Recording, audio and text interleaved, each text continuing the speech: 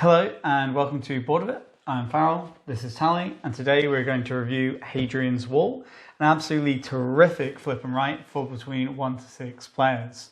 Now, although it comes in a small yet heavy AF box, it feels like a full tabletop game when compared to others of the something and write genre.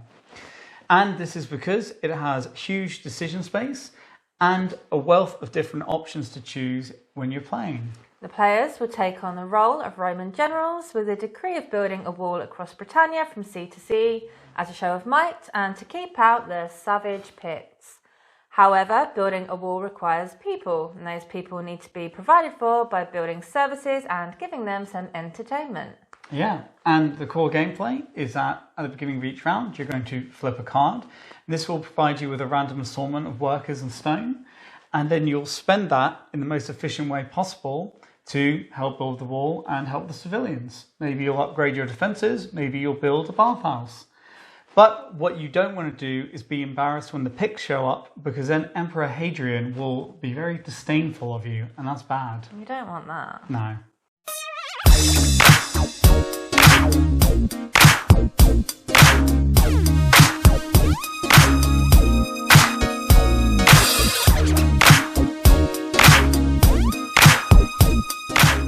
Hadrian's Wall is played over 6 rounds, and each round begins exactly the same by flipping a fate card, which will provide you with a randomized assortment of resources to use that round. Now you've got stone, which is just stone, and then you've got an assortment of workers, such as builders, used for building, servants, used for menial labour, soldiers, used to protect and defend the wall, or civilians, who are used to provide services and engage with entertainment. And in practice, what you're doing is you're going to be spending these resources to fill in boxes, and this is essentially representative of building the wall and the town. Now, different things have different costs, so working on the wall will cost a stone, whereas building a temple will cost servants, builders, and stone. And in practice, what you want to do is you want to spend these resources to prolong your turn as much as possible. And you do this by taking boxes, but these boxes often have a reward in them. So if there's a symbol on the box, it means you're going to get something, either workers, or you might get to tick a box somewhere else. So ideally, you're going to prolong the round as long as possible because it means you're doing more, which is better in the long run. Now, you have 2 overarching aims for the game. One is to defend the wall against the Picts, because at the end of every round, they're going to attack. And if your cohorts can't match the ferocity of their attack, you're going to get disdain, and that is bad. The other main aim, as with many games, is to get the most victory points and win. And here you have a few different flavors of victory points, such as piety, valor, renown, and discipline. And these are mainly got by filling in boxes, unsurprisingly. But you can also get some points from completing objective cards, and this is also based on how well you fill in certain tracks. But you get to pick these. So once you've played 6 rounds, you will score up and declare the winner. Now, you might have noticed that we didn't explain each and every one of these tracks in detail. And that's because we believe the best way to learn Hadrian's Wall is to play, aside from knowing the basic necessary details. Honestly, if you want to explain all 20 tracks to a new player, you're going to come across looking like Charlie Day. And there's nothing too complex here, and the ease of understanding comes quickly and intuitively thanks to some excellent symbology.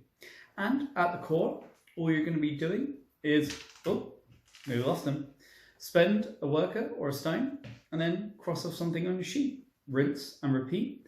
And when you're ready for some of these weird and wonderful civilian tracks and mini games, then all you need to do is just grab the rulebook and read the matching short passage, because that's just the best way to learn, in our opinion. Hadrian's Wall absolutely nails that aspect of roll and writes which have made them become such a beloved and popular genre. It's mentally stimulating, chill, dynamic, and there's just something insanely satisfying about scribbling all over something or checking out boxes. This is probably placed Welcome to Las Vegas as our favourite of the genre, likely due to the fact that it has more depth and is more complex than any other that we've played, and this suits us down to the ground. There's something really wonderful here about the way that you play inside your own head without any downtime or interruption, creating an almost ballet-like flow of thoughts.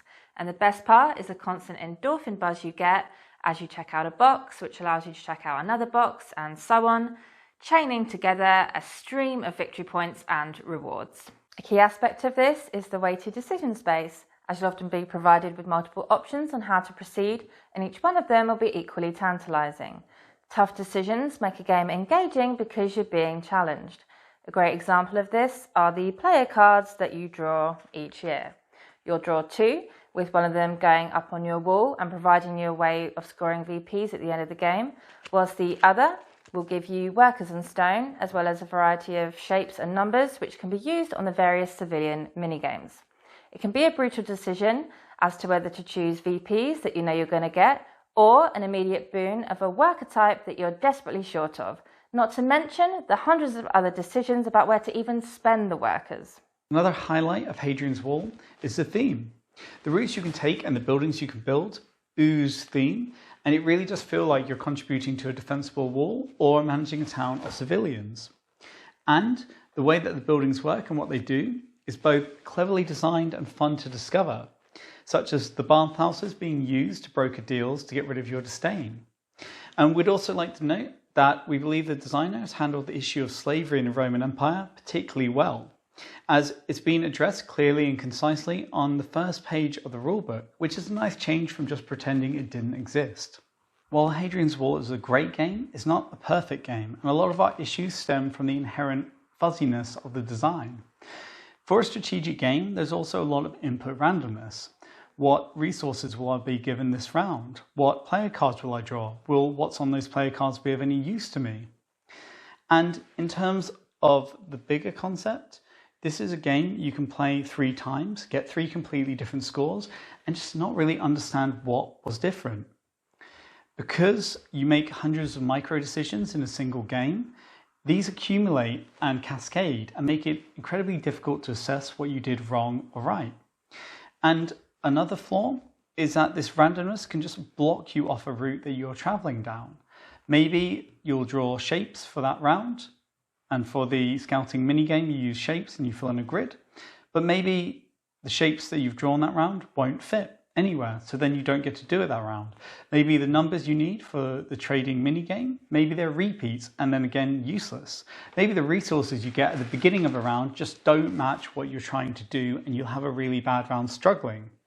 And worst of all is that the Picts will attack in random directions, which means that players are going to be getting valor or disdain based on a random arbitrary decision they've made about which direction to go in to protect their wall.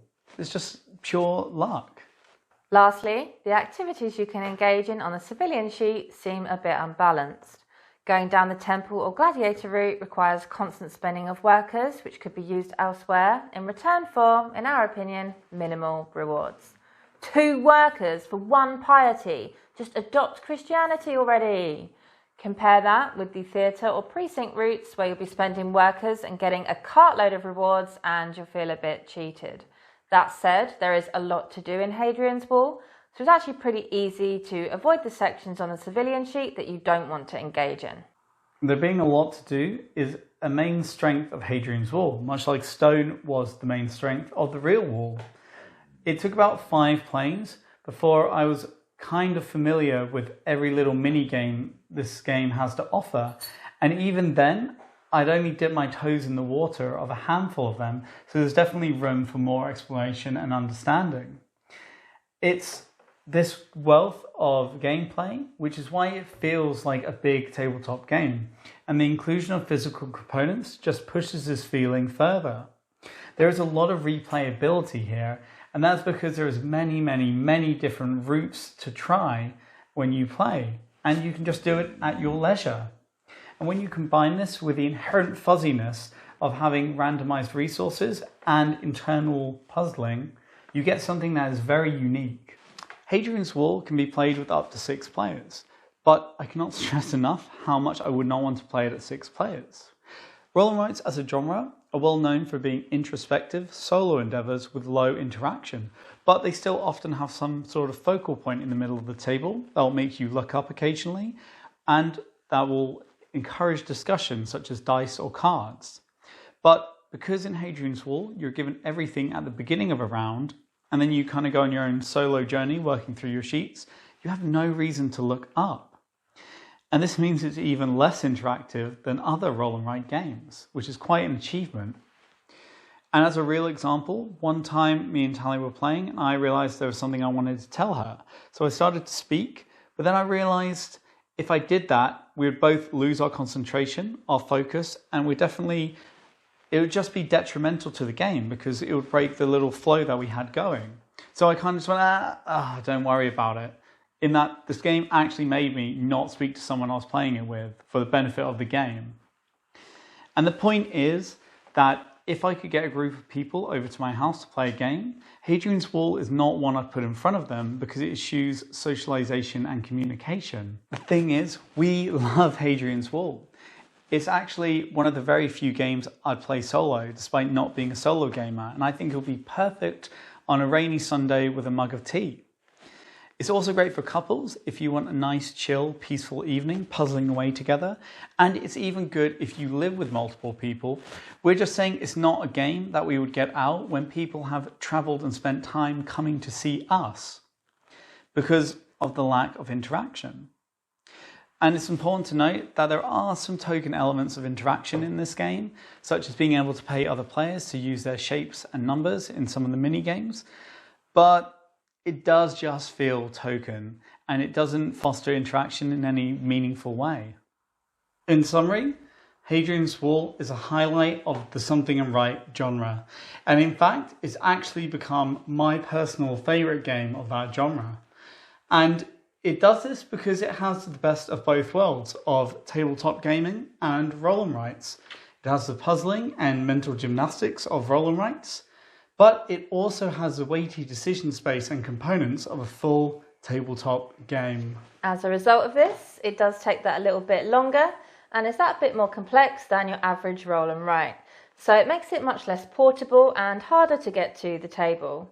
Also, it's one of the most solo multiplayer games we've ever played, so it's not one we're going to be getting out when friends come over, but rather one to play with partners or people that you live with, in our opinion, of course.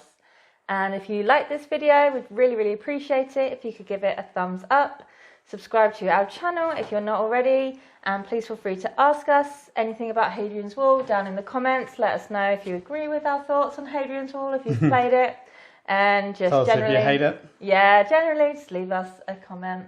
Thanks for watching. I thought you were going to say leave us alone.